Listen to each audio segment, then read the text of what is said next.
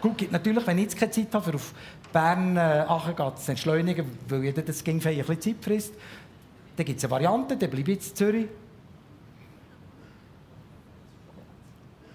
und gehe auf die Post.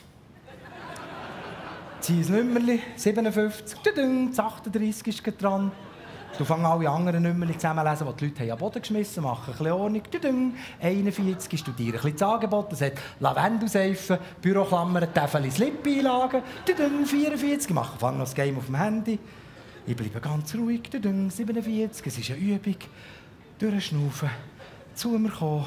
Es kommt gut. 51, es hat so kitschige Postkarten mit Sinnsprüchen. Wir haben nicht zu wenig Zeit, sondern wir vergeuden zu viel. Vom Seneca, römischer Philosoph. Ja, das kannst du laut sagen, Seneca, wir vergeuden zu viel. 54, jetzt komme ich dran. Jetzt bin ich an der Reihe mit meinem 57. Einfach vorher noch schnell. 56, einfach vorher noch schnell die ältere Dame, die Seniorin, die noch mit dem gelben Büchlein am Schalter Einzahlungen macht. Irgendwann hat die andere hinter der Scheibe alles zusammengezählt und sagt 428,75. Nein, sagt die Alte. Nein, ich kann mehr. Statt dass sie froh wäre. Ich kann 435,95. Die andere hinter der Scheibe rechnet noch eine alles von vor. Und jetzt bekomme ich den gerade Vögel. Als sie endlich fertig wäre mit Einzahlen, fragte sie noch, brauchen sie noch ein Millionenlos? Und eine Autobahnvignette. Herrgott, für was braucht jetzt die eine Autobahnvignette? Für einen Rollator!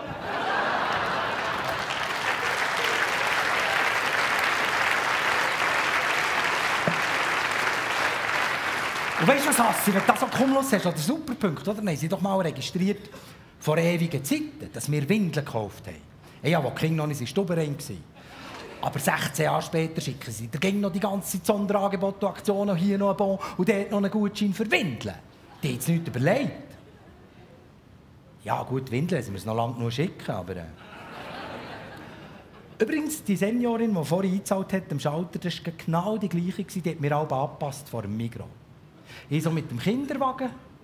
Sie zuerst freundlich, bückt sich drüber. Ja, echters Nein, aber auch. Dann auf einmal schaut sie so schräg unten rauf.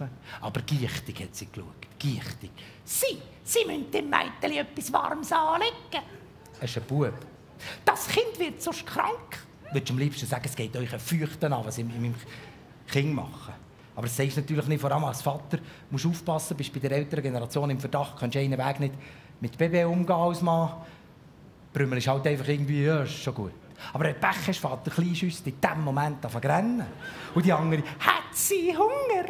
Es ist ein Bub. Nein, ist doch kein Bub. Mal dir, Entschuldigung, es ist ein Bub. Nein, sicher kein Bub mit dem rosa Tschöpli. Pardon, aber ich weiss es, ich bin der Vater. Es ist ein Bub. Hat sie nicht Hunger? Er hat vorhin gerade einen Shoppen gehabt. In dem Fall muss man sie wickeln. Können Sie das? Zuletzt schreissen wir, dann war sie noch rüstiger.